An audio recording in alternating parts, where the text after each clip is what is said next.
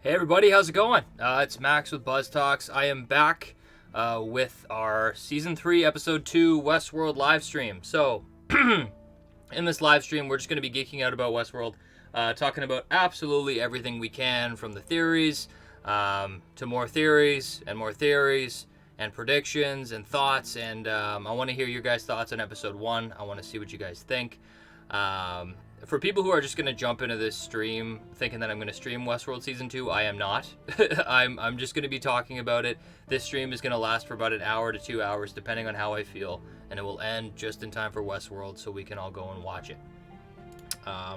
So, that's what's going on right now. Right now in the chat, we have Yetin Atari saying, "What the fuck happened, BuzzTox?" I don't know. I don't know if I was working out this stream and accidentally started streaming myself. Who knows? Every time I do a stream, I forget how to do a stream. So it takes me like a half an hour to refigure out everything and to get back into it. Programmer of Video Games is also here. What is going on? Thank you so much for being around for so long, Programmer of Video Games. I remember you. And he has some questions as well, which I will soon get to. First, before we get started, I want to talk about my channel. So as you guys know, I made a couple of videos. I made a breakdown video, I made a prediction video, and I was going to make another video, but I held off on it. Reason is because I'm going to wait until next episode, I think. I was going to do a video about Dolores, really just about what her plan is and what her role is. And I kind of went into it last live stream, but I've had more time to put things together. So I'm excited to talk about that, go through my theories on Dolores. But you can expect other theory videos after the Dolores video. I want to make an update on the Man in Black, William, and what his character arc is going to be. Also, I want to talk about Caleb, what his role is. I think he's interesting because he's the duality between Dolores and William, which I find funny. Like, he operates like a host sometimes, but then he's in other situations it's very, very human, like William, and his experience in Westworld. So I think that's an interesting way to look at it. Just like how Dolores is injured and he comes to her in her time of need, it's very reminiscent of Westworld. Like, things happen for a reason. He's now on his journey of self-discovery, in a sense. So it's going to be really interesting to see what happens. And what's strange about this season, above all, is that it's not even 10 episodes. It's only 8 episodes, which is crazy to me. So we'll see how long that takes to unravel, or we'll see how that unfolds. I personally have a feeling, I made a video back last year called The Door to Dolores. I think it's on the main page of my channel right now. And if you guys haven't seen it, I would recommend you checking it out, because my belief of Westworld is really strongly within that video, and it hasn't changed much. And the whole idea is they introduced the concept of the door, and I think the door is something that's going to play out throughout, the whole 5-season run of Westworld, if they make it that far. And I think it's really just going to result in William going through the door to become a host. So, yeah. I'm going to make a theory video about that as well, but in the meantime, to go back and look at all of my digging and research I did, please check it out. I play, a lot of, it's like a video essay. So, yeah, go check it out. I love the video. It's awesome. And more people have made it to the chat. Bryces Lorene says hello. The Richard Chaney says hey. Scampoli is back. The Richard Chaney. So, thank you guys so much for showing up. I'd be happy to answer your questions. Yeah, so maybe I'll answer some questions now, and then I'll kind of go on my own little rant later and talk about what I think is going to happen and each individual character, and kind of talk about their arc. But anyway, let's start with the programmer here. And the programmer says, do you think there's a connection between Liam and William?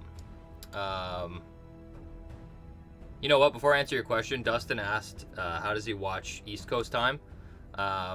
East Coast time right now it's 7 o'clock. It's going to be airing at 9 o'clock. I personally watch it. I live in Canada. So if you want to stream it, you can actually go to HBO and you can pay. I think I pay like $20 a month, and I can stream it. But it's going to be on at 9 o'clock Eastern. But back to Programmer. Do you think that there's going to be a connection between Liam and William? And I think yes, in the sense that they relate in the same way. Like if you look at Delos was a very wealthy company, and William was kind of the one to step up when James Delos died. He took over Delos, and I think we're going to see the same with Liam. Right now he's kind of being groomed to take over the spot of Insight, but I think the key things that relate them together is, if you look at the tech industry, there's not a lot of competition. If you look at Amazon and you look at Google or you look at Apple, very little, like people wouldn't use Bing or the third worst navigation app, right? In terms of technology, it actually creates monopolies. And I think in this world, Insight and Delos are the two head honchos of the tech industry. And I think they very much run the world. So I think in terms of how they're relatable, I would go to say that William and Liam are probably one of the most powerful men in the world. And they both specialize in different facets, right? I think what makes Insight so scary is that they literally have a hand on everything artificial intelligence. And Dolores was saying like, do you have a connection to all these things? And he's like, anything with artificial intelligence. Well, that goes from your fridge to your watch, to your phone, to your, even if you look in episode 1, when Dolores goes to that Insight employee, their whole house is connected to an artificial intelligence system. And that brings on a lot of data and a lot of information. And then if you look at Delos, they pulled away from artificial intelligence and they turned it into a physical theme park where people can go let out their vices. And how they discovered how to create a real human, or to code a human, was to watch them in Westworld live out their deepest fantasies, right? But the only thing was, William was only following people in Westworld since he bought it 30 years ago. So the only guests that William has are the people who have been to the park and experienced the park. And those people who made it to the park are now in the Forge, and they're encoded in a book, and Dolores went through and read some of them.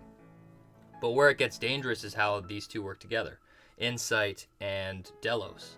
And it makes sense that Insight tried to smuggle information out of Delos, because instead of Delos watching everyone inside the park, Insight is watching everyone everywhere. So Insight has access to you when you're most vulnerable. They have access to what you're acting like by listening in on your phone, by listening in and watching you in your house, by accessing your fridge. They know what you eat. They know every facet of your life. And when you go out into the real world, and it's like what Caleb was saying too, every person is connected to a score. Everyone has they know who you're interacting with. So Caleb was interacting with those two people, and he didn't want to hang out with them long or turn off the system, because it would log that he was hanging out with those people and look badly on him. So it's a very controlled society. And what that now means is, when you combine those two things together, Dolores now knows how to encode a human, and Insight has all the information. So Dolores can create a person that she sees on the street. She can access the data, and then she can play that person through simulations to dictate what they would do. Just like, the best way I can explain it is in the first episode, when that guy when Dolores comes in and takes all the money at the start of episode 1, he took a golf club and tried to hit her. She knew that would happen, because she can play his consciousness in a simulation and see exactly how he would react to a given situation. And it would play out exactly the same. So that's a huge, huge weapon for Dolores that she could use to her disposal. And it would also, I don't know if any of you have seen Black Mirror. A good example too is Black Mirror. There's an episode where they basically put a chip in your brain, and it records who you are, your consciousness, and then it takes that conscious state and it puts it into an AI system, and that artificial intelligence is conscious. It thinks that it's their own person, but then they torture it, and they're able to they break it in to do as they please, because the whole point of it is, like, if I have my own artificial intelligence, it knows how to help me the most. So they copy my consciousness, put it in an artificial intelligence system, and then they torture the hell out of it to make it compliant. So if that also means that Dolores or any other conscious hosts or people could be implemented into the new system. What's it called? The one that Insight works for, I forget. But it means that you can download yourself into that and be an artificial intelligence system and have control over the whole world, because the whole world would run at artificial intelligence at that time. So it is a big weapon, and there's a lot that you can do with it. But I think the combination of those two companies will wreak havoc, and I think that's a part of Dolores's plan, is to destroy the foundation that humanity has built for themselves. But that was a long answer to that question. But yeah, moving on. Alfred is a first timer. Hey, thanks for showing up. We're just going to go through answering questions. We got Bryces Lorraine, or Loren. I'm sorry if I'm not saying that right. He says, after seeing season 1 and then season 3, it all there. And do you think that the computer... Okay, that's the name. Robe Hioba. Robe Hewa? I don't know. I'll get the hang of it over time. Placed the Butch in season 1 after watching season 1 again, talking about leveling up. He wanted to expand his job description, and his coworker shot him down and told him that his lane was made a comment about his birth as well. Okay, so I'm sorry, I can't get exactly what you're saying. What it draws me to right away is Felix and Sylvester. So those were the two people who were butchers, and they basically worked with Maeve, and Maeve used them to, wake up, create her own body, and Maeve kind of befriended them. So that could definitely be a callback to Felix, because Felix aspired to be other things. He didn't want to be a butcher, and he couldn't afford to go into the park.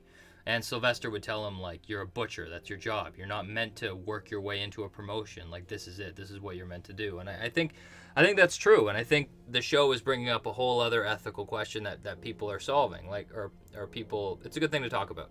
Like Caleb, for example, he didn't get a job. And it's not that he's not qualified. It's that they don't think it's a good fit for him because they know him too well. And he can't even fit into... he said, you think I can take a circle head and fit it into a square hole? Like, he can kind of work his way into a different job. But they said no. And that's another hint, by the way. The artificial intelligence doesn't answer his question. It shows that Insight hasn't solved the key to humanity that Delos has. So that's what I take from that. I think also with this show, we're going to see a lot of... it's a very utopian-esque looking on the surface, but we'll realize underneath that it's actually very broken. And I think they're going to go more into money, the rich versus the poor. Because I think what we'll see is they say it, the people made this a game and they rigged it so they win every time, where, the rich keep getting richer in a sense.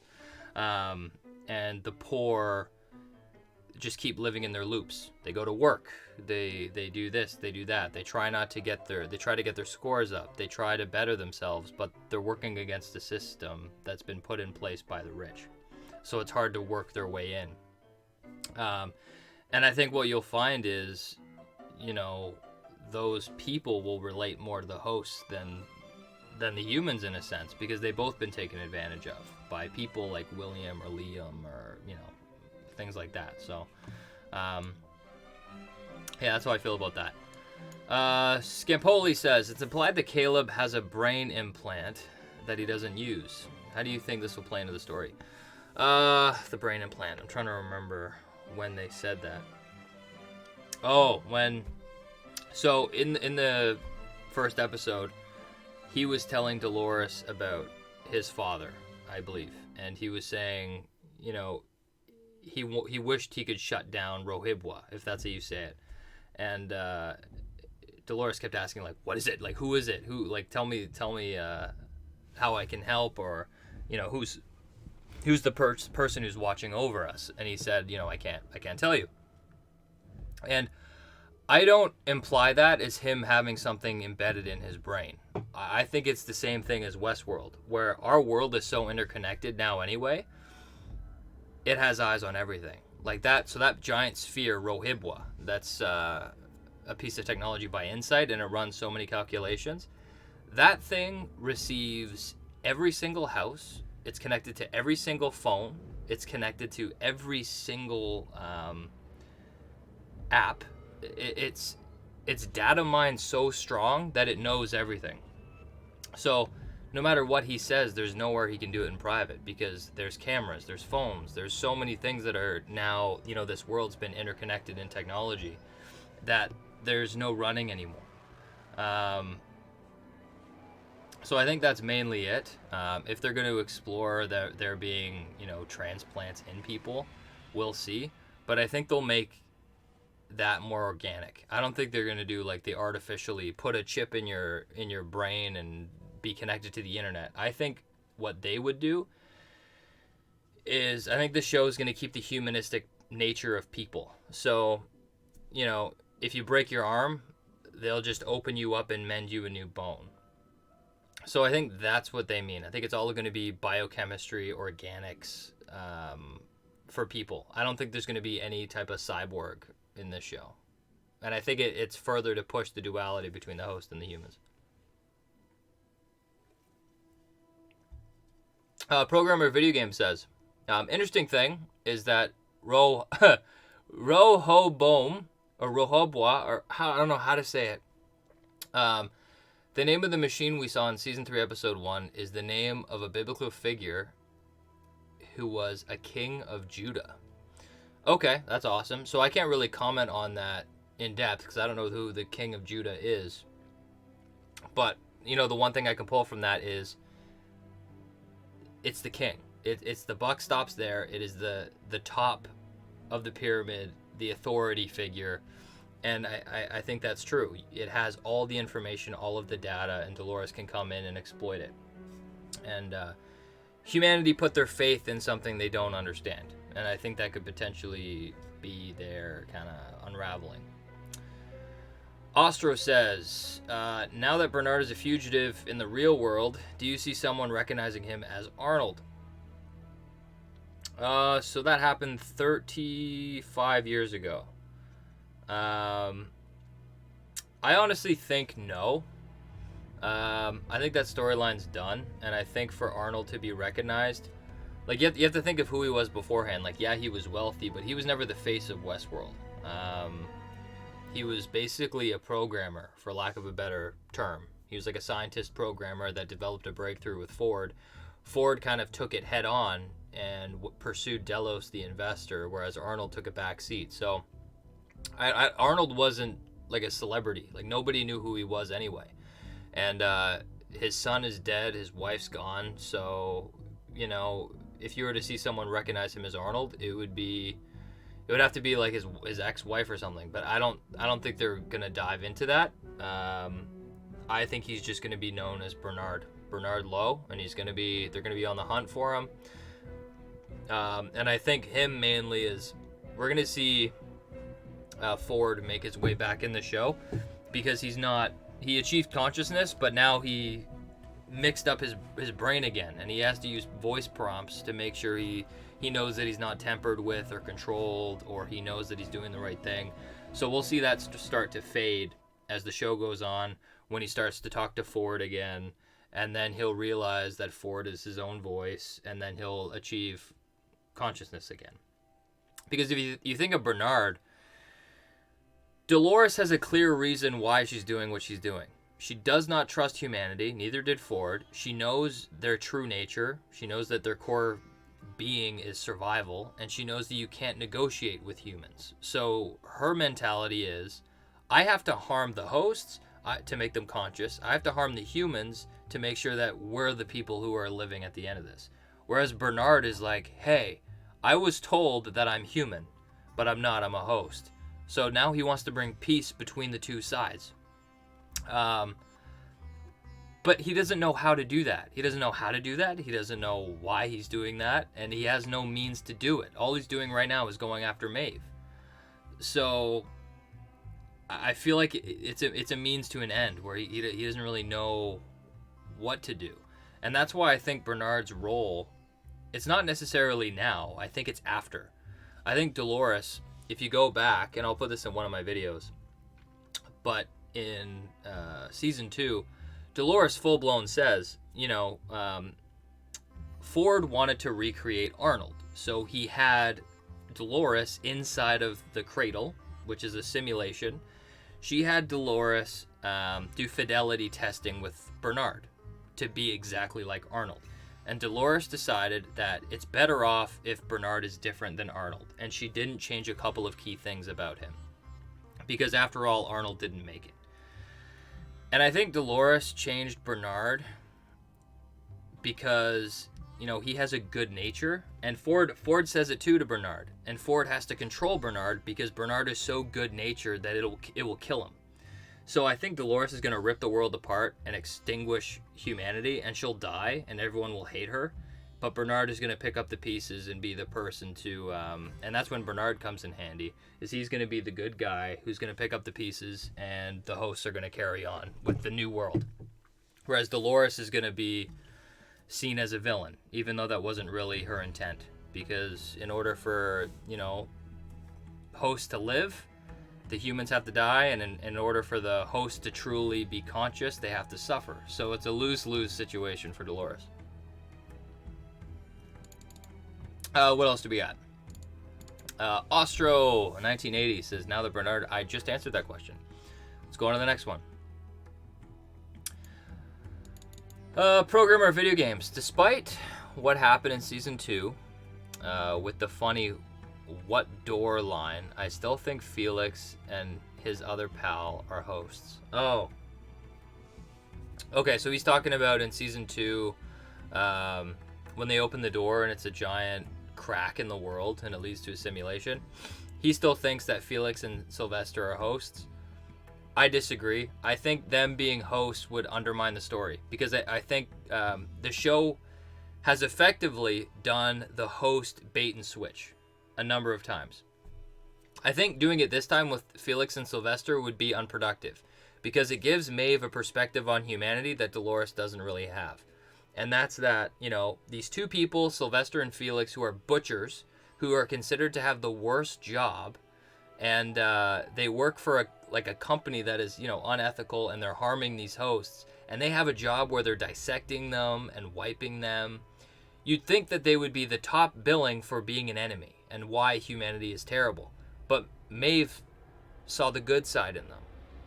So I think they're a good counterbalance, saying, look, humanity's society is so far wiped and far gone that, these people are butchers of these fake humans, but they're actually really good people. So I think it creates a really good dynamic, and I think you need that dynamic for this story. I think turning them into a host would eliminate that whole perspective. And I think it's important to have a perspective of the hosts and the humans are both good and bad. You don't want to kind of lopside it. I think it's important to debate.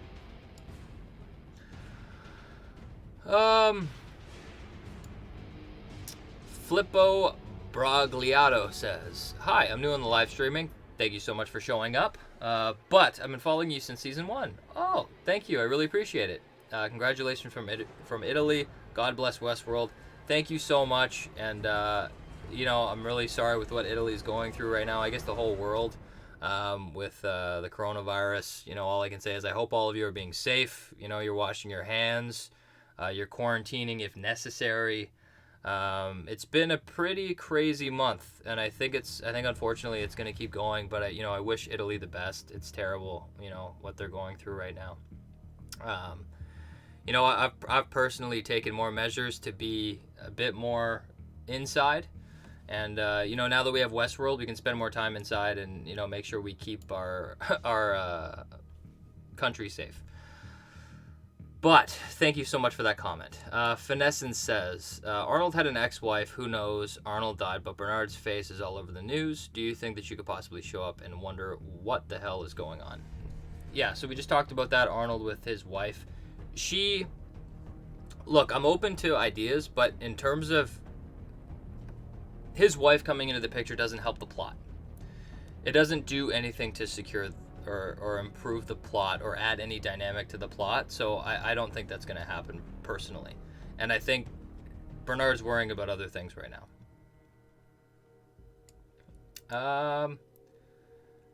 What else do we got here? Scampoli says, do you think that we are mainly going to be seeing William tortured, turned into the host this whole season? I agree with you. They didn't do the character justice at the end of the last season. So, my opinions kind of changed, Scampoli, with what they did with the Man in Black. And I think it's changed because I see it on a broader timeline. So, to give you guys context, if you go to my Season 2 Episode 10 reaction video as well as my breakdown, I was kind of pissed off. Reason is because I made this beautiful video about the door to Dolores, how the true door is passing over from a human consciousness to a host body. And that didn't happen, and instead they introduced the door as this simulation where you can enter and then you're safe, whatever. And I was mad because that understanding of the door undermines everything that they were setting up, and it undermines a lot of what the symbolism that they were promoting throughout the season. But what I realized watching the season again was that plot line that they did with William, it's not supposed to unfold over season 2. It's supposed to unfold over the course of this whole series. And the reason why I know that is because you see it set up like crazy. Ford comes to William and says that this story's for you, and he says this story begins where you end and it ends where you began. And it's about finding who he really is. So what he did in season 2 was basically create his fidelity test. They went through and they followed every decision he made. And instead of being the Man in Black who tortured people, he actually made genuinely good decisions in certain cases. He went and saved Lawrence's family. And he went through things that came to terms with who he was. He ended up killing his daughter, which was the core piece tethering him to humanity.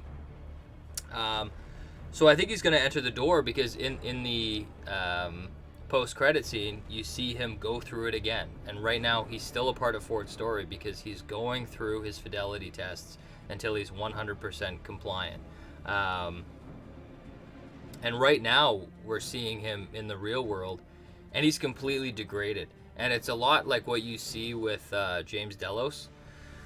So James Delos, William would visit him and do fidelity tests. And then when Bernard and Elsie found him, he was insane. He had his face was all cut up. He was living in, the apartment was just destroyed, and he said that he hit the bottom.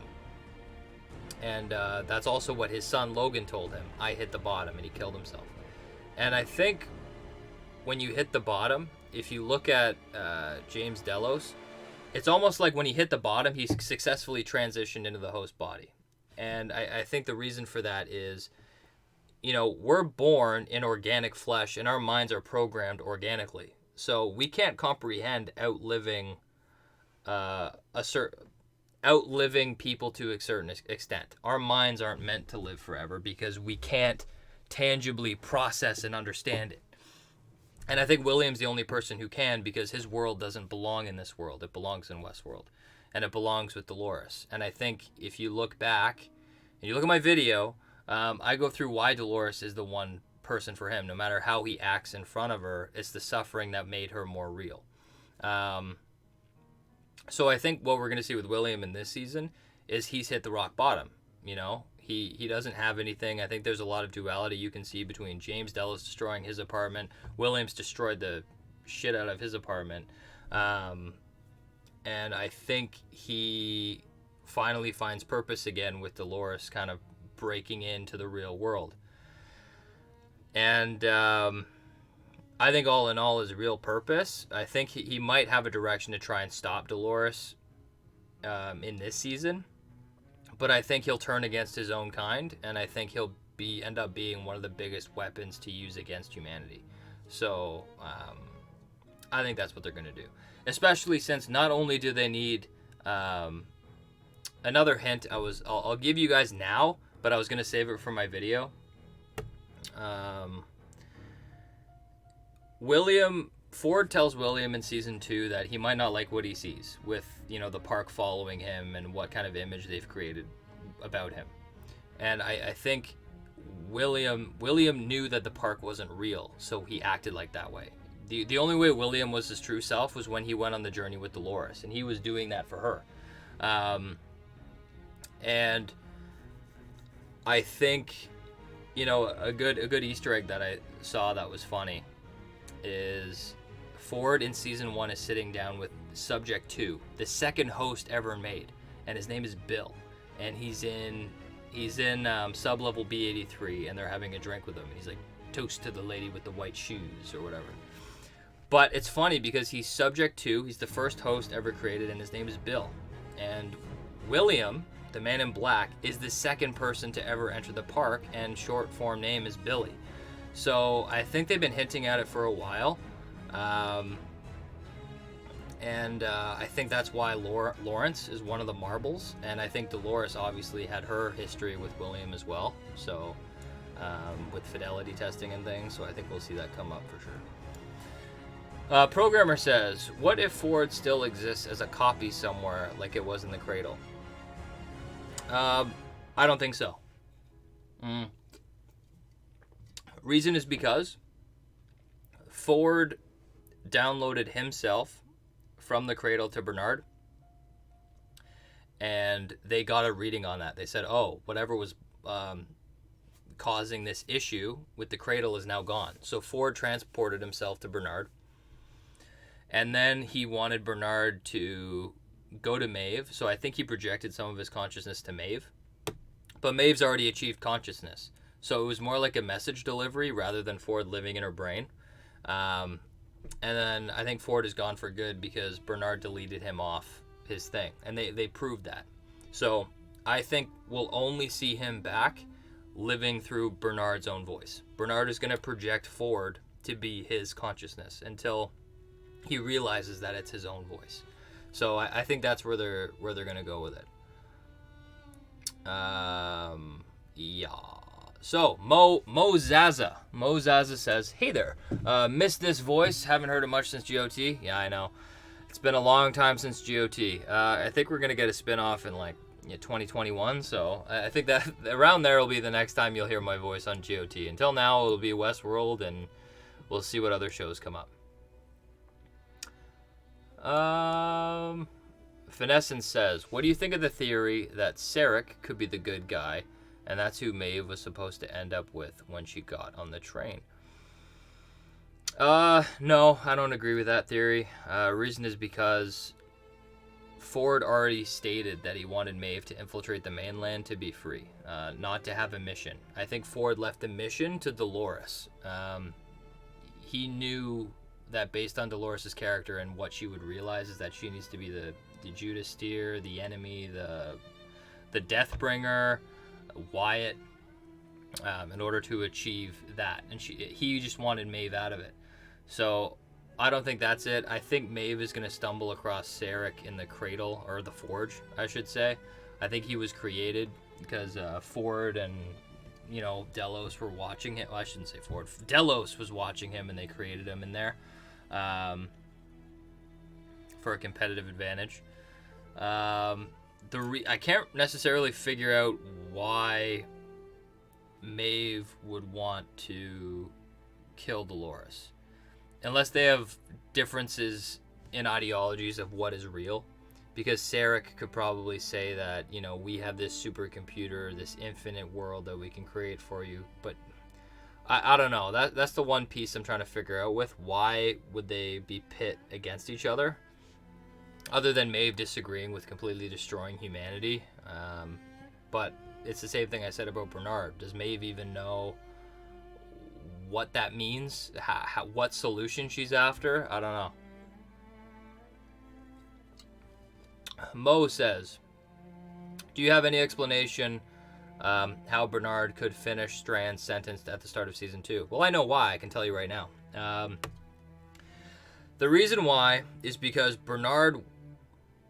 I'll explain the timeline of season 2 with Bernard, okay? The shooting happened, Ford died, Bernard basically passed out and was with Charlotte taking cover.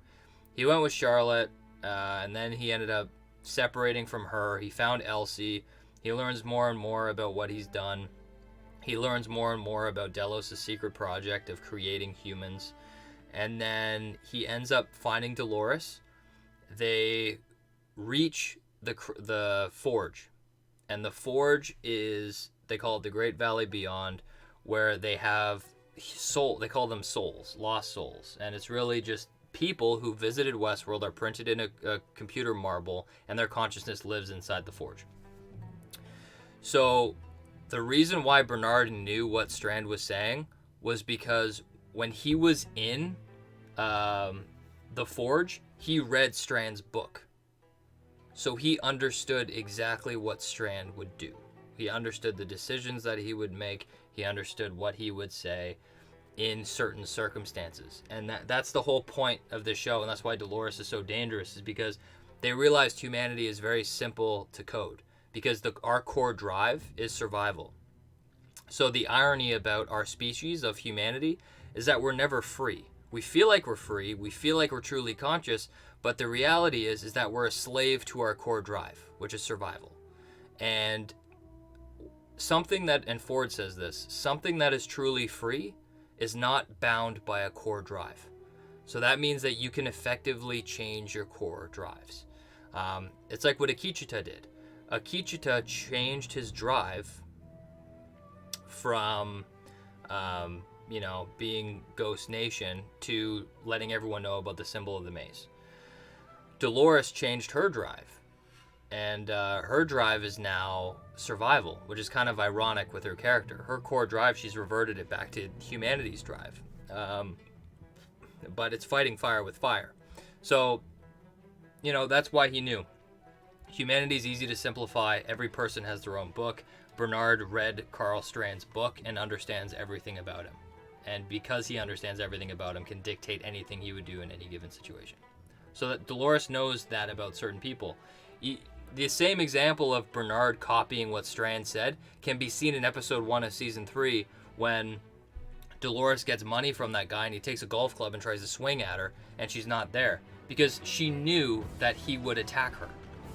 And she knew that would lead to his death. Ironically, the same way his wife died.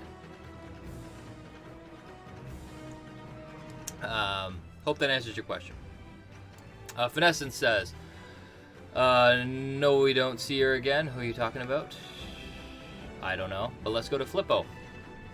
Flippo says, what about the kind of drug people take? Is that connected with the metallic implant on the top of the palate that we see in the trailer in William? As I understood, Caleb doesn't have it, right?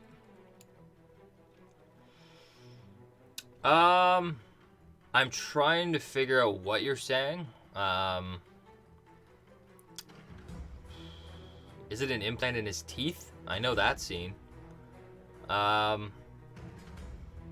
don't know what necessarily you're talking about. In terms of drugs on the show, I've only really seen Logan was a drug abuser, and then in episode 1 of season 3, Caleb basically went to a rich guy that all of these people drugged, and they wanted to get him arrested. So that's all I know. I'm sorry I couldn't answer your question. You're gonna have to give me more context. The programmer video game says, do you think Dolores is the one testing William in the post-credit scene of season 2?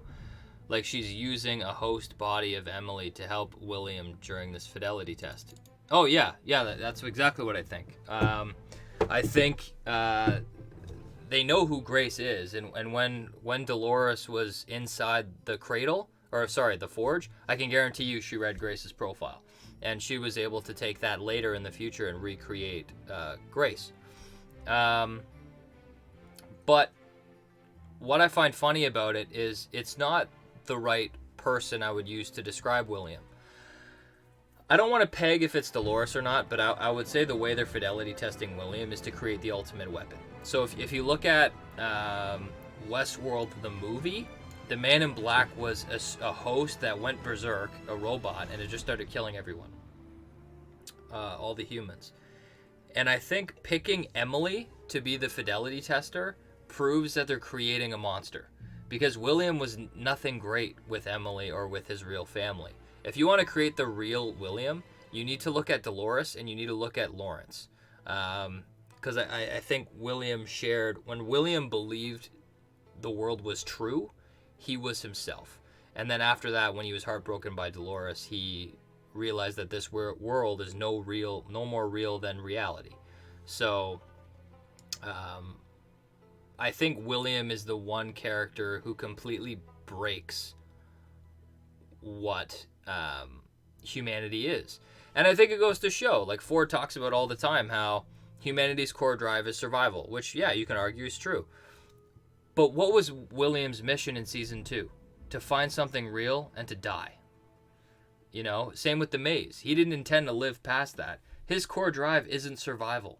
He's not, I don't think he's a human. I think he should, well, he is a human, but I don't think his world ends in being human. I think his mind is somewhere else, and I think he belongs as a host. Talita A says, do you think Maeve would help if she believed that Dolores was trying to take away the free will of the world, or in the world?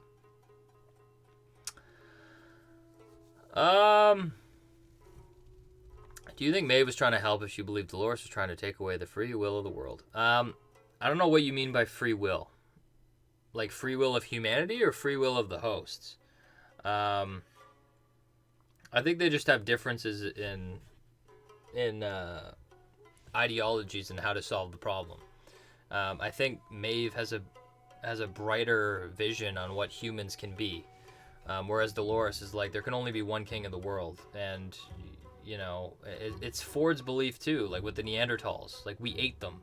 there can only be one reigning species. It can't be shared. So I think that's the one difference that they have. But yeah, Talita also says, what do you think about Caleb being the opposite or reflection of William? Their stories are the same, just opposite. I found a lot of examples that show this. No, I think they're very similar, and we're gonna see the same almost story play out with Caleb, where, you know, episode 1 was establishing that he's a good person, and it's the same thing that happened with William.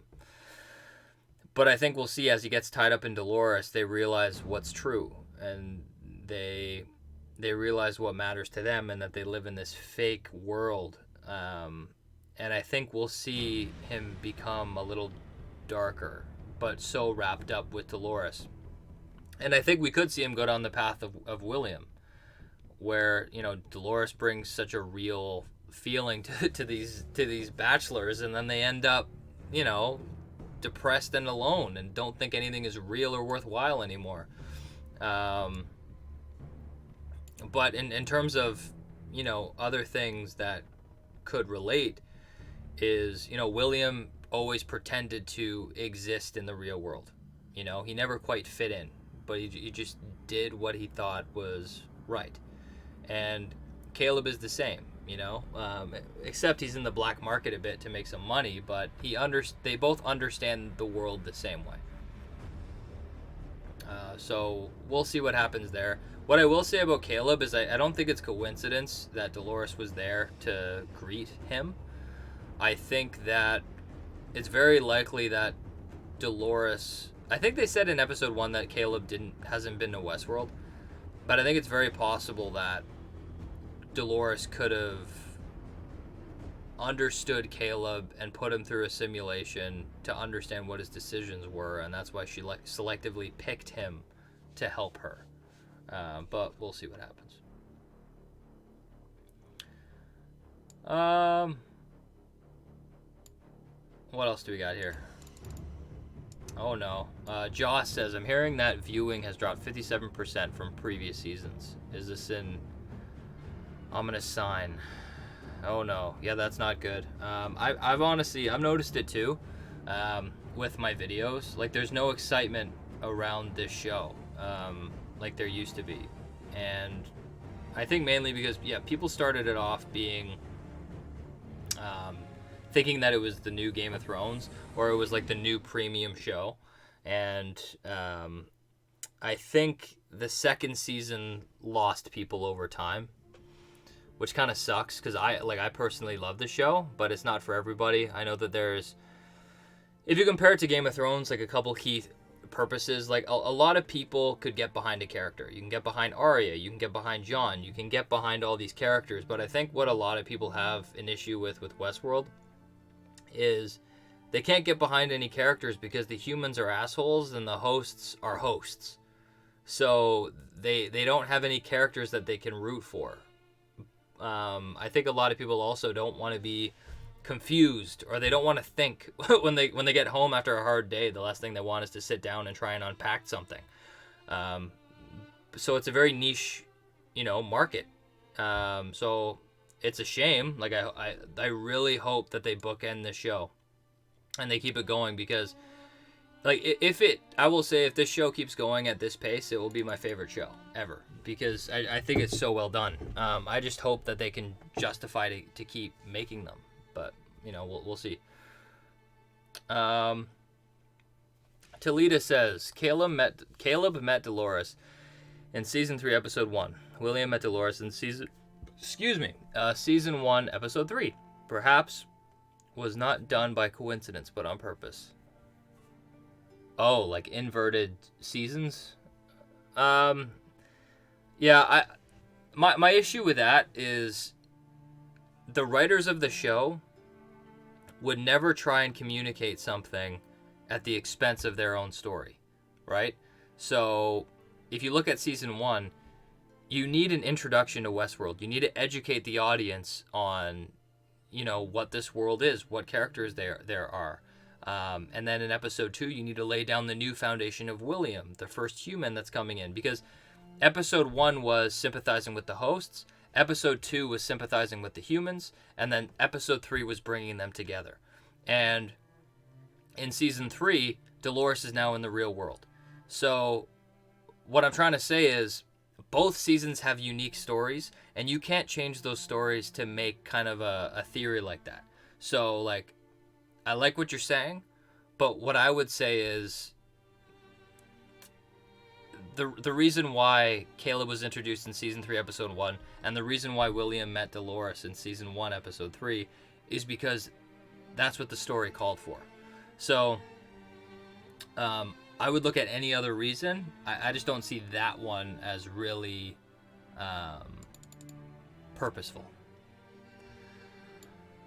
Talita also says, it also brings to mind that Caleb and William would both be perfect to cross over from human to host.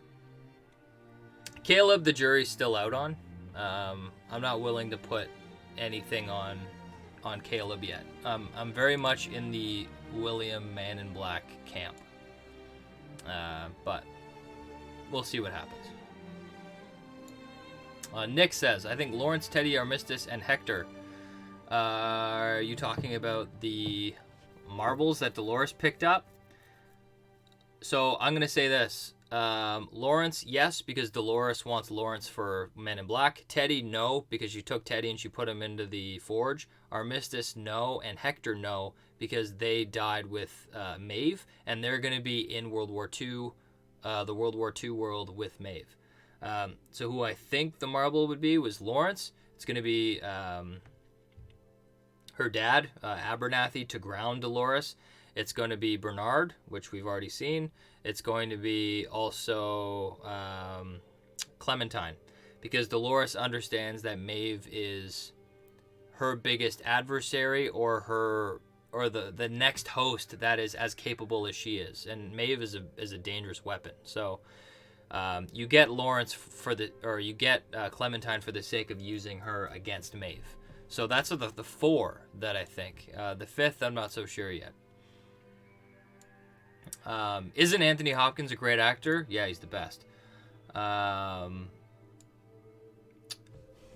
also says, in tonight's episode, it appears that May was able to stop everyone around her, meaning that whatever world she is in, it is not open to the public, but perhaps in testing phase with only hosts.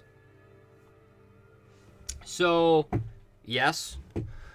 I think that, so basically what I think what happened with Maeve is she died, and, the person who's pretending to be Charlotte decided to go private, which means that they can open up the parks, mainly because Dolores is going to want to protect, first of all, the hosts, and second of all, the IP. She's going to want to protect the cradle with all that information on it so she can access it. So I think what they're basically going to do is take all the dead from Westworld and migrate them to another world, and that world's going to be World War II. So I think she's going to be thrown in there, and it's going to be her navigating that world. That's why she was able to freeze all those people. Whether they start bringing in guests right away, I don't know. What Talita is saying is it looks like no, which either way, it doesn't really matter, I don't think. I think Maeve is just going to have another mission living with a bunch of hosts who don't know what the hell's going on. So that's what I think. Nick says, do you think Elsie will be back this season? Not Elsie the person. Elsie's dead. Elsie coming back as like a host, maybe. She got killed in front of Bernard in season 2. And Bernard and Dolores both understand the code of what makes a human. So strategically, they could use Elsie. But other than that, I don't know. Scampoli says, during the campfire scene with William and Grace in season 2, Grace corrects William on a memory from her childhood. Do you think this is a hint toward anything with William or Grace being a host?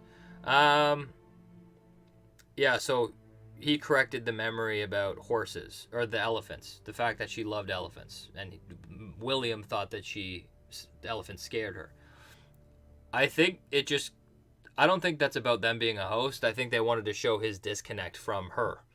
And I think the point of that scene was to show his disconnect with his daughter and in turn the disconnect with the real world, because his world is in Westworld. So I think that was the main point of the scene. Ostra says, in season 3 premiere, the characters mention that what if this is a simulation of a simulation? What do you think if the real world ended up being another park? Yeah, it's an interesting idea, but I don't think that's the case. I think the reason why they said that is because it's ironic that, even in reality, people don't even think it's real. And I think it goes to show, they're trying to show over and over again that reality is just a perception. And that, we have a primal nature, to start a fire, to hunt for food, to survive. And that's our core drive. It's to survive. But with the innovation of technology and infrastructure and globalization, it's not necessary anymore. So the core drive that makes us who we are makes us feel insignificant. And it makes us question if the nature of our reality is even real. So I think that was just to ironically say, like, look, Dolores made it into the real world and these guys still don't even think it's real. So I think it was just kind of a funny thing. And I think what this season's going to do more is dissect the real world and go through how kind of messed up it is. Just the fact that, you think it's their free world where everyone has free will, but it's not the case. Everyone has their decisions calculated for them without them even realizing it. Everything is heavily surveillanced and watched. So I think unintentionally, what we'll see is, yes, this is the real world, but because of how humans are, we unintentionally created a park where it's not a simulation. It just seems like it's not even real because we've designed such a weird society that has so many rules and it's so far connected by the core of who we are. So that's what I think it's going to dive into. I don't think it's a future world simulation. The Richard Cheney says, the wafers that the rich guy Jerry and Caleb's mom use to interact with the roof of the mouth implant. Oh, so he was reminding me about a question that he asked.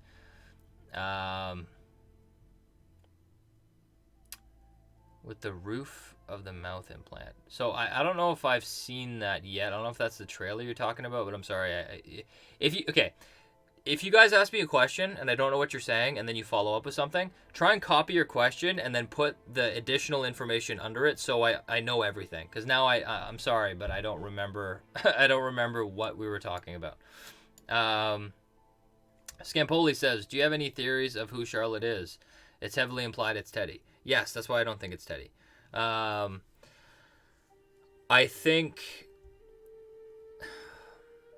By heavily implied, I think it's a couple things. People see that they're affectionate, so it's like, oh, like it's Dolores's, it's Dolores's person, Teddy. Also, I think Maeve in the trailer said, is that you, Teddy? It's not Teddy. I think Dolores went through tragedy with Teddy because he ended up killing himself because he refused to be a part of what Dolores wanted to do. And there's actually, I will come clean right now and say that there is no possible way it's Teddy. And the reason is because it's not in his nature. And they already solved that in season 2. Teddy said that he didn't want to kill for Dolores anymore. And his core drive was Dolores. He wanted to protect Dolores and love Dolores. And he will do that until he dies. But the problem was Dolores being who she was, the Judas Steer, the Deathbringer, the Wyatt, and bringing on harm to the hosts and the humans. Teddy couldn't do it, so he killed himself. And out of mercy, Dolores sent him into the Forge. So Teddy coming back now would completely go against everything they set up, and it would go against his character. Because he already made the decision that he won't follow Dolores because he can't. It's hard for him. So it's not Teddy. I can say that for sure.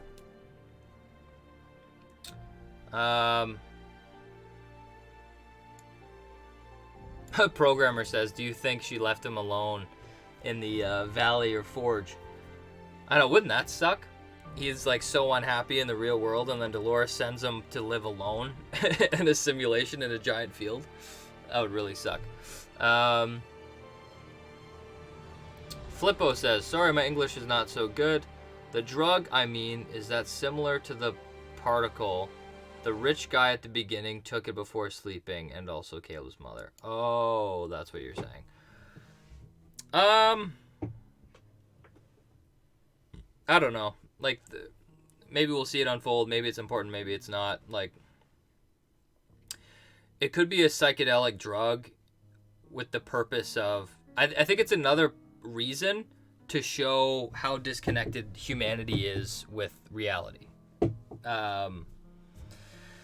That in order to sleep, they need to be connected to an automated system. They need to take medication. They, in order to live their lives, they need a robot telling them who they are. So I think that's the main thing that they're trying to communicate with those drugs. But I don't know. Maybe we'll see that unfold. Oh my god, excuse me.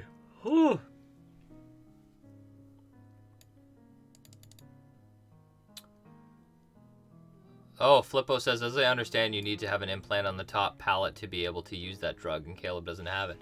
I think I might have missed something, to be honest with you guys. Sorry I don't have that answer for you. I'm going to have to watch next episode and see. Talita says, do you think Arnold's ability to turn off and on his consciousness will come in handy with Maeve? So first of all, that's not Arnold, it's Bernard.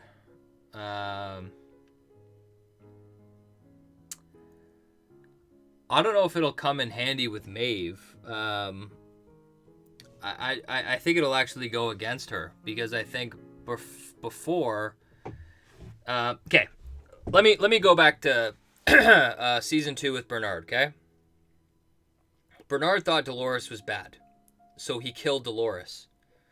And then he, went on his little adventure. He was caught, and then he realized that Dolores, when he realized he found his own voice, and he realized that Ford's voice was his own, he realized that the hosts need Dolores because they're not going to live unless they get Dolores. So he tells himself to go resurrect Dolores, bring her back. He prints Charlotte's body, and he rescues Dolores. So I think above all, Bernard reaching consciousness is going to do nothing but hurt Maeve. Because right now, Bernard is thinking, we need to stop Dolores. She's this terrible thing. Even though he brought her back in the first place when he was truly conscious. So I think what we'll see is he's going to go on this journey with Maeve. And then by the time he realizes that he's conscious, he's going to be like, what the hell am I doing? And then he's going to either disagree, or he's going to be caught in the middle, or there's going to be another dilemma that's going to pop up out of it. So I think it'll do nothing but harm the situation.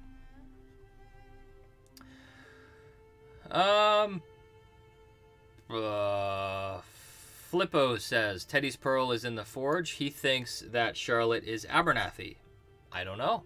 Yeah, who knows? Abernathy had 35 years of park data on him. But I think they eliminated that when I put him in the forge. So I'm really not sure. All we know is that Dolores basically told the new Charlotte what role that they were going to play. So I think it's really unknown at this point. I can only point to like 4 names that it could potentially be. Richard Cheney says Caleb's data could have been the info Dolores appropriated from the rich guy. You know what? Yeah. Hey, that's a really good point. I didn't even think about that. Yeah, that's a really good point. Dolores wanted information from Insight. And what we know is Insight follows all of these people. And I think society is kind of, in a way, it's turning its back on Caleb. And he has to resort to other things. And I think that's, you know what? You're probably exactly right. That there's information of people that she can dissect from that information she got, and she can run that through her code on what a human is, and she can then know who all these people are. She has the book that tells her who humanity is. So if she sees the variables on each individual person, she can create everything about them. So yeah, she could have went through all these different possibilities and realized that Caleb is a certain type of person that'll help her reach her goal. Skimpoli says, Evan Rachel Wood, she plays Dolores, mentioned in a BTS video that Caleb makes Dolores in the same way William met her in season 1. Yeah, they do. They meet in a moment of tragedy, of Dolores being in tragedy, and it gives the other character purpose. Dolores was shot up and scared, and she ran into William's arms, and William had this purpose of trying to help Dolores on her mission. Same thing with Caleb. Caleb was doing his own thing, and he found Dolores all shot up in the corner, and he found this woman that's going to give him purpose to help Dolores achieve her goal. And it's so I think, yeah, in that way they're going to go on the same kind of journey. Finescen says HBO wants to finish all the seasons. Hopefully they keep the enthusiasm. Yes, please keep Westworld going. If Westworld's canceled, I'll be like extremely upset. This show is incredible, and it bugs me that they don't want to, that people aren't interested in this story. You know, you can't really force people, but I think this show is a work of art, personally. Flippo says, I just want to know what you think. We see William forced to have an implant on the palate. I thought that was connected with those drugs. Oh, that's what you're saying. I have nothing to base them being connected. You know, they're two totally separate things, and I haven't gotten anything yet in one episode that tells me that they're similar. So probably this episode today, I'll be able to give more information. But at this point, the only information I have is William got something put in his teeth in one trailer, and people were taking drugs. So I have no connection to base an idea off of. So, to be honest with you, Flippo, I couldn't even wager a guess. We have to see what happens in this episode. Talita says, Arnold was the technical one behind Westworld. Do you think it's possible that he could have had some dealings with Insight? Because these two companies seem both to be built around similar ideals. Yeah. Well, Bernard wanted Dolores to achieve free will. Arnold, and I think that's the key difference, is you have to separate what Arnold's dream was versus what Delos' dream was. Delos, the company. Arnold realized that Dolores was great, and he saw his son in her, right? So he realized that these things that they created, it's unethical, and they could achieve consciousness. And when he watched Dolores, he realized that she was so much better than humanity. So he was a humanity doubter. And Delos almost used the park in a different way. They used it as a data mine. So they used Dolores, they used all these hosts to gain information on the humans in order to make them immortal. Whereas Insight, I feel like it's a very different ideal than Arnold, because Arnold wanted them to be free, whereas Insight wants to control. Liam says that his dad invented the machine in a couple weeks because he thought that every person, there's a path for everyone, and he thought that if people didn't have their own path, then they would be wasted potential. And that is the exact opposite of freedom. You know, you have the freedom to go achieve, you know, what you can achieve, but you also have the freedom to not do that. You have the freedom to get a job that doesn't fit your personality. So I think Arnold actually represents the opposite of Insight. Insight is about complete control, whereas Arnold wanted freedom. He wanted the host to be free.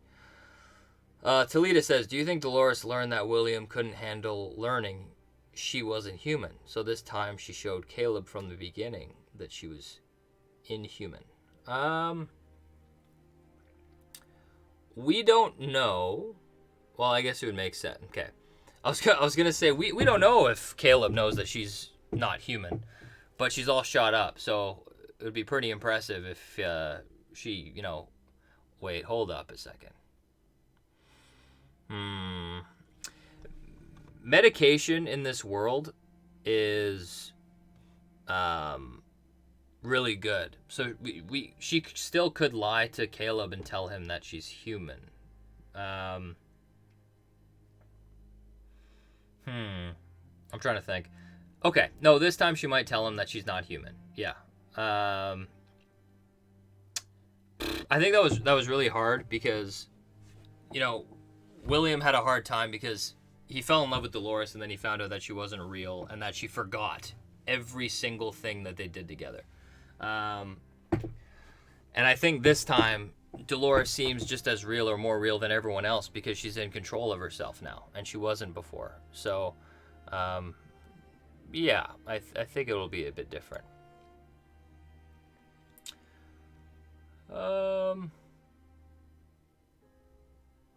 Talita says, my question is, could Caleb and William be the same type of person and on the same journey, just in two different worlds, but reflects the opposites, but same result? Yeah. Yeah. Their storylines really mirror each other, and I think you're going to see them both degrade. Like, Caleb's going to join Dolores' side. Because she feels so real to him. So I agree with you. I think their roles are very in sync. Flippo says, I miss the park, the western atmosphere, and the scrambled narration, but this season looks great and I'm very hopeful. Yeah, no, same here. I loved the timeline jumps. I loved how they skipped that and yet I kind of pieced it together. I thought season one was season one is the best season of anything I've ever seen. Season one was so good. I appreciate this season because I actually like how they're doing something different. Not that I'm asking for something different. I would be happy if they did the timelines all over again. But in my mind, timelines are associated with unconscious hosts because their memories are scrambled. So they used that plot device for, in season 1, it was Dolores. We were following Dolores piece together the timeline, William 30 years ago versus William now. And she finally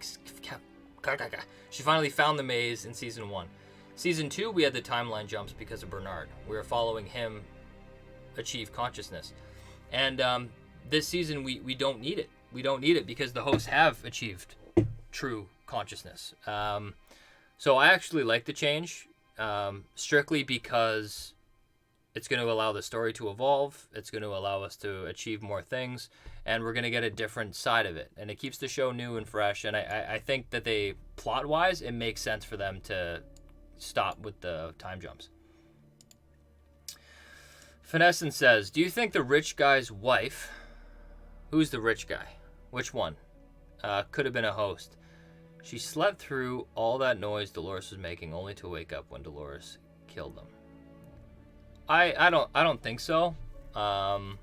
Dolores didn't recognize her as a host. She wouldn't be a host because that hosts wouldn't be allowed outside of the park because it's Delos' intellectual property.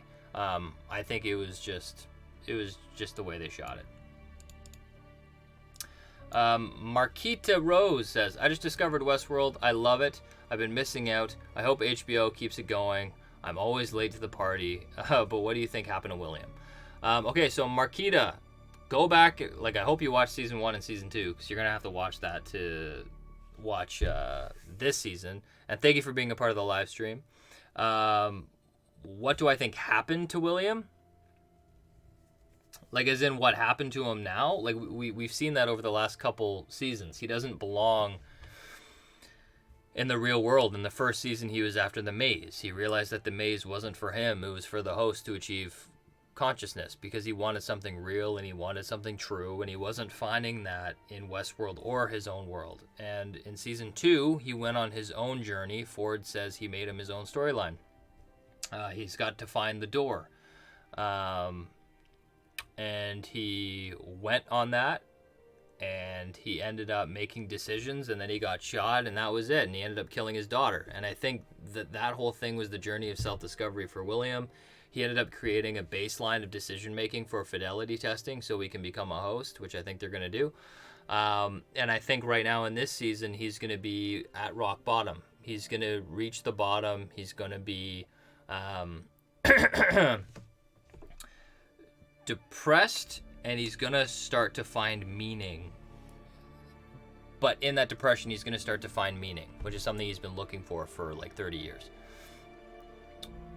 Chris says, are you into Cuddy on the show?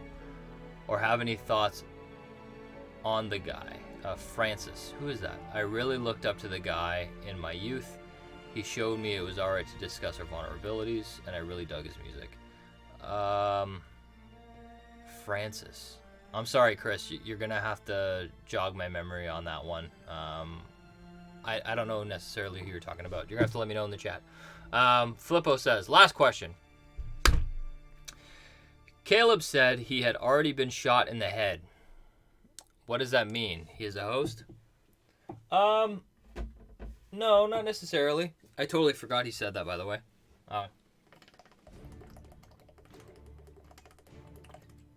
Sorry, I'm like really thirsty.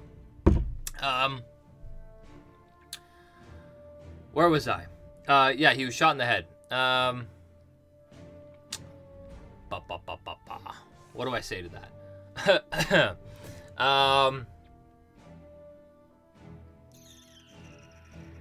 I hate when you get those questions that genuinely make you think.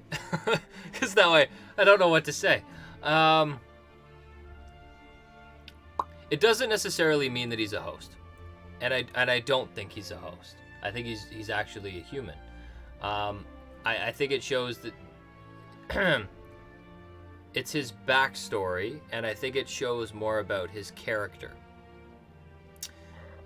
Excuse me. And I think what we'll see in the flashback, like when he goes back and he lives through his friend dying, I think we'll see the reason why he was shot in the head was because he was selfless. Almost like he broke his core drive of survival. Like, he put himself in a position to be shot in the head. So he went against his core drives. And I think it'll speak more to his journey. And I said in the last live stream, before the first season even came out, I said season 1 and season 2 were dealing with the hosts, and how the hosts are achieving consciousness and reaching the center of their maze through reveries. So they live in loops, they suffer and suffer and suffer, and they relive their past constantly through reveries, and they end up achieving the center of the maze. And I think that this season is going to focus in on the humans, and it's going to kind of show the duality between human and host, and the realization that they're truly not that different. And with Caleb, I think we're going to be looking at his reveries, his memories. He's going to piece together who he is, and what that means, and he's going to understand what's important to him. And I think he might start helping Dolores, and innate, like, that completely goes against the core drive of humanity is survival. And if I wanted to survive, I wouldn't befriend a robot who wants to kill off my kind. So I think all in all, Caleb's really going against his core drive, and I think that's what they're going to try and illustrate. And it's the same in season 2 with the Man in Black. He, in episode 9 in particular, and in other episodes along the way, we saw the Man in Black reliving his reveries, his memories, coming to terms with what he did. And it's the same thing. And I think this season we're going to be reliving the memories of people, not hosts. Brandon Herrera says, hey Max, what do you think is going to happen when Bernard goes back to Westworld? What is he trying to find? I think, first of all, he's trying to find Maeve, and we see that in the trailer. He sees Ashley Stubbs, and Stubbs is like, you're not here for me, you're here for Maeve. Like, let's face it. So I think they're trying to find Maeve. And like I said, when Bernard reached consciousness, he realized that it was a mistake to kill Dolores, so he brought her back. And right now, Bernard's trying to stop Dolores, so he's trying to get Maeve. And I think when he reaches the center of his maze again, he's going to realize, oh, shit, it might have been a mistake to get Maeve in on this. So I also think Bernard is going to get in on the Insight plot line. I think that person, I forget you got to bear with me, guys. I forget the name of that person that Maeve visits inside of, I believe it's inside the Forge. And I think that's the creator, or he's been heavily tied to Rohibwa, which is the supercomputer by Insight. And I think Bernard is going to get really in on the Insight program and understand how that's a weapon and how it's going to be weaponized and what Dolores is going to do to exploit it. So I think that's really what he's in for. Right now it's Maeve, and I think it's going to start to turn as we move forward. The Richard Cheney says, Flippo, maybe not a host, but he had part of his brain replaced, making him a hybrid cyborg that could bridge the gap between host and people. That's an interesting take about, what's his face? Caleb. That's an interesting take on Caleb. Like I said before, I could be totally wrong, but I don't think there's going to be any type of cyborgs in this world, okay? And let me just create the definition of what is a cyborg, okay? It's not going to be anybody with a chip in their head. It's not going to be anybody who's connected to the internet or any type of device. The only connection humans are going to have with technology is biochemistry. So if my arm is cut off or my hand is cut off like the Man in Black, they will make me a new hand. But it's not a super hand. I don't have a higher brain function. I'm not connected to technology. I think that's as far as they're going to go. And I think it's to further create a divide and difference between humans and hosts. So I think that's it. I think it's kind of an all or nothing thing. Transfer your consciousness into a host or just be a human. So, yeah. Oh, Chris said, Kid Cudi is a rapper in real life, but he is Caleb's old buddy on the show. Oh, that's amazing. Great. I can't say that's amazing. I'm glad that they gave him work. If he's a rapper, I'm glad that he's breaking into doing acting. That's awesome. I honestly can't say though. Like, I'm sorry, buddy. I haven't listened to Kid Cudi's music. Maybe I'll check it out after. But I'm very happy that you like seeing him on the show. That's awesome. Vanessa said, "Did you notice Rohibwa is also shaped like a maze?" Yeah,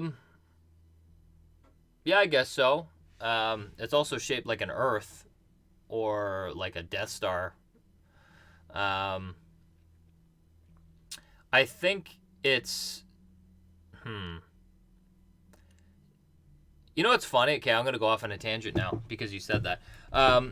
Teddy says in season 1 that the journey to the maze is to find the center of oneself. But he also makes a quote and says that the enemy named Wyatt or the Deathbringer, whoever it is, reaches the center of their own maze and then builds up walls to keep people out. And I think that could be said that, you know, if you look at Finesse spelt it out for me, Rohobum. Is it really called Rohobum? Really? I like calling it Rohibwa. Okay, I'll call it Rohobum for the rest of the live stream. But there could be somebody inside Rohobum, and they could be controlling everything. It's like what Liam said, right? The technology is running off, making all these decisions and choices, and they're no longer in control, and they're all being watched. So you could have an individual at the center of the control unit, much like a maze. Yeah. Alex says there's a theory that those pearls Dolores snuck out of the park are actually blank, free for her assembled parts of personalities into a whole host. What do you think of this? Yeah, no, that's possible. Dolores could create whole new hosts. I think part of them are going to be real to keep her grounded, like actual marbles that have people in them. But it is possible for her to create the host that she needs. But I think one thing, though, is I think there would be a small drawback to that, because I think Dolores also wants hosts to reach true consciousness. And when you create a new host, that makes it very difficult because they're almost not even at the level of the other hosts because they're a blank slate. They don't have reveries or memories to go back to base who they are. And they don't have the means to suffer, to reach true consciousness. So it's like what Ford was saying, is that they need to stay in Westworld to suffer more. And I think there's a reason why Dolores is having Charlotte go private, is because she wants the host to live in Westworld right now, or World War II world, or all these different worlds, and suffer a ton in a constant loop until they're ready to escape. And I think at that point, when they escape, Dolores is going to be perceived as the enemy keeping them in there, much like Ford. I think Dolores is going to take over Ford's role as the villain, but really she's just trying to make these hosts conscious.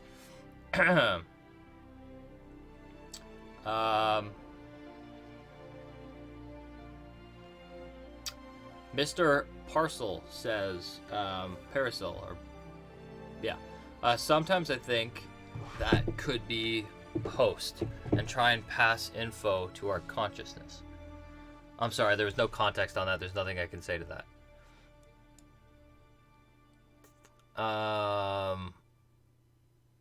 Liam says he doesn't have control Insight's supercomputer because his father partner locked him out. Who might his father's partner be? You know, I don't think we were introduced to him. I think he's the guy in the trailer. The dude who Maeve sees. She goes into this weird simulation thing and she talks to this person and he wants Dolores dead. I think that would be him. I think Delos recorded him in Westworld. Excuse me. And they created his consciousness inside of the Forge. And I think that's where he came from. Ted says, or how do you say it? Rohobum. Rohobum is shaped like a pearl. Very true. It is a circle. It is a sphere. I think, you know, much like you look at a host, it's a full blown being or character with drives and personality. Rohobome that was a terrible name that they gave it, by the way. It's a supercomputer, an infinite computer that has infinite calculations at infinite amounts of time. Like Miss Parcel or Mr. Parcel says, you could be a host, I mean.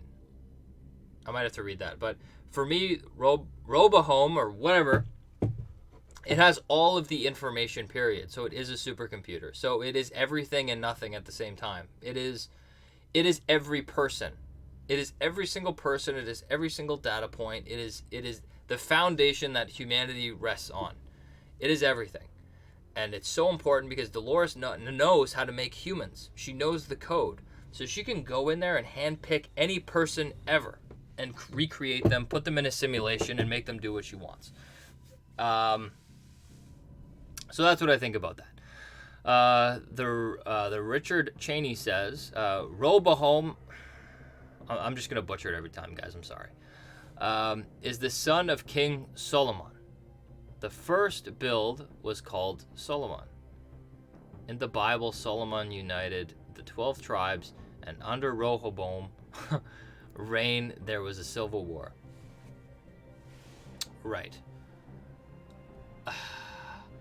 You know, I read that, but I didn't take in any of the information. Oh, Finescent says that the guy inside of the forge is called Sarek.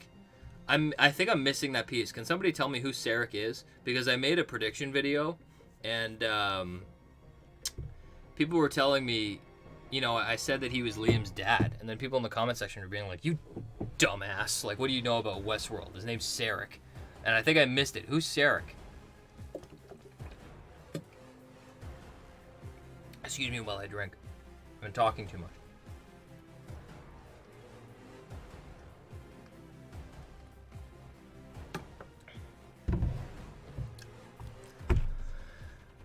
By the way, right now it's 8:30. We got our show in about half an hour.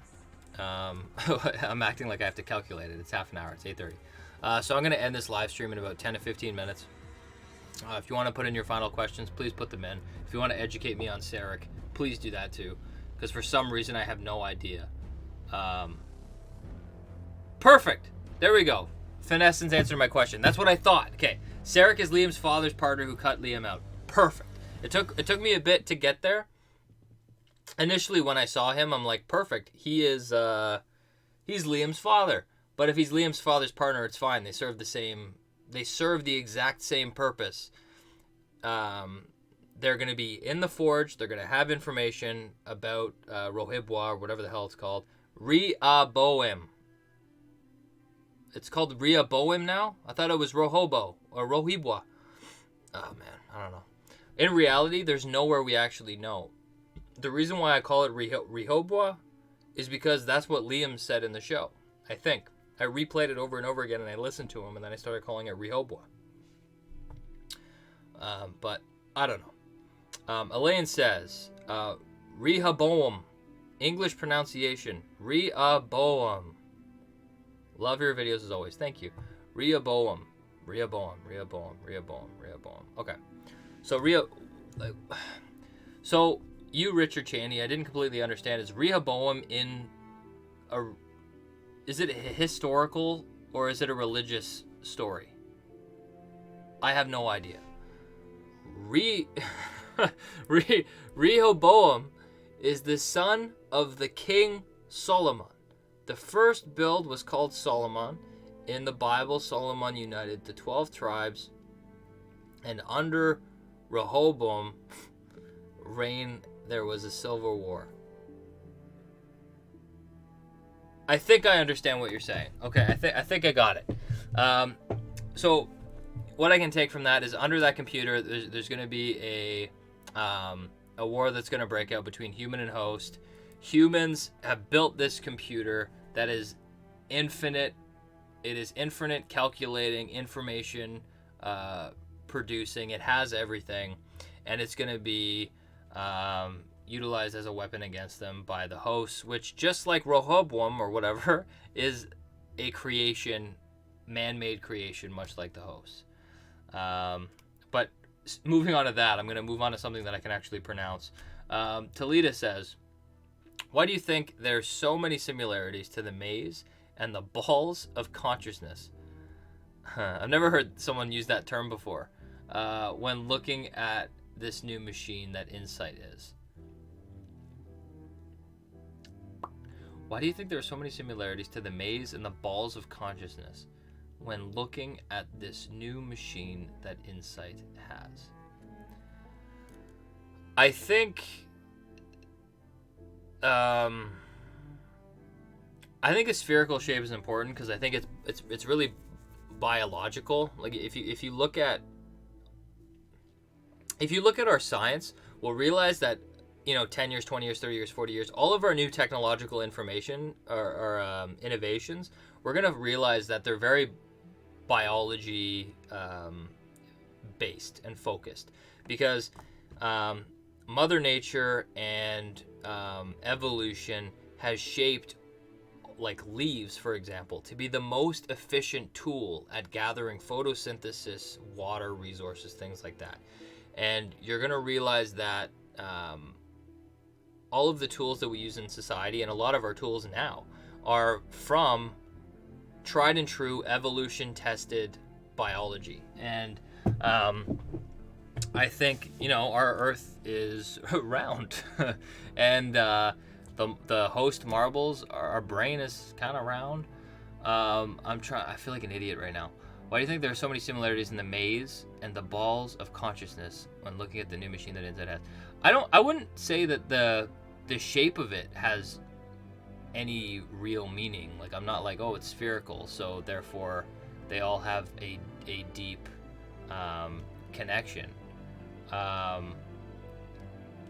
would say I don't see the circle of Rohibwa as a connection to what the hosts are. Like, yeah, it's circular like the host marble, and they're smart, they can achieve consciousness, they can do all these things. But I see Rohibwa, it's a supercomputer that has unlimited possibilities. Is it a brain in there? Is that actually a one giant marble that is everything at once? For now, I'll say no, unless there's someone at the center of it, which could be Sarek, or it could be Liam's father, who's at the center of it, watching everyone's every move. And I think the one symbolism that you would find with that is, Rohibwa, that's not another host, that's God at that point. That's man-made God. That's somebody who is at the center and is the all-seeing eye, who sees everyone, knows everything, and can learn and simulate answers at the flick of a switch to understand the best path forward. So, if you're going to go that way, I would say that. That basically, if Dolores ends up making her way into that, into Rohibwa, she would be a god. And she'd be able to shut down the world. She'd be able to, even give her an example on me. Like, let's say if I exist in the Westworld world, and I'm on my computer. She could go into Rohibwa and say, oh, there's this guy who lives in Canada. His name is Max. Let me look at all of his data. And then she'll be able to go through every single thing I've done in my life. She'll be able to then create me, and she'll be able to run me through simulations to see what decisions I make. And she'll be able to do that for every single person on the planet and optimize every single possibility ever infinitely and quickly. So you could basically say, what happens if I kill this person, this person, this person, and this person? What's going to happen to the world? Now, what happens if I kill 5 people instead of 4 people? What if I kill the president and I kill all the main leaders in power? And then what happens if I kill the man in black? And then you get a simulation on what would happen. And it would turn out exactly how you wanted. So there'd be no surprises. So the person, if it's possible to reach the center of Rohibwa like a maze, the person would legit be God. So, that's my interpretation on that. But yeah, I think with that, I think that was a lot to say. I think I might wrap that up now. If you have any last questions that quickly make it in, I'll answer it. If there's no question that pops up in 5 seconds, I'm going to say my goodbyes. So basically, The live stream will end when I'm done this water, unless one of you asks a question.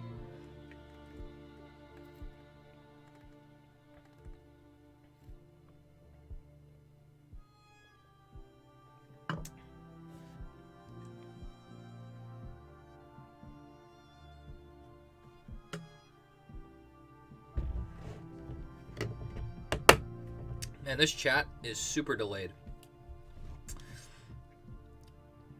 I'm literally watching my live stream right now, and I finished drinking. So I'm drinking right now on the live stream. So I still don't have the questions that I asked for. So now I'm just sitting awkwardly waiting for questions. Richard Cheney says, "Great stream. I hope we find out who Hale is tonight." I doubt it. I think they're gonna hold on to it for a while. I think we'll get more snippets and people will want to theorize and predict on who she is. But yeah, I don't know.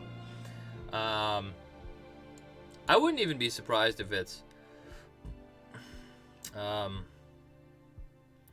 don't know. There's so many options. It could be Abernathy. It could be Clementine. It could be Lawrence. It could be created by Dolores. It could be Dolores herself. Who really knows? But yeah, that's it. We got 20 minutes to wrap here. So I'm going to end the stream here. Thank you, everybody, for tuning in. It was a great stream. We actually talked a really long time. So I'm extremely pumped to watch this episode. I'm going to watch it. I'm going to have up a reaction and review. Hopefully it's right after the episode airs. So right now the show's going to air at 9 o'clock. So in 20 minutes, it'll play till 10. I'll probably have a video up by 12. So at 12 o'clock, I'll have a review up with my thoughts and opinions. You can check that out, and I'd love to see your comments down below on that video, kind of telling me what you thought about the episode. But that is it. Thank you, everyone, for tuning in. Thank you, Richard Cheney. Thank you, Ace Johnson. Ostro1980, Talita, Finessence, Programmer of Video Games, Conte Misto, Brian Kelly, Bryces Lauren, I'm sorry if I butchered your name, Ted Murphy, Alex Y, Yusuf, so many people. Thank you so much for tuning in, and we'll see you next week. Take care. Bye, guys.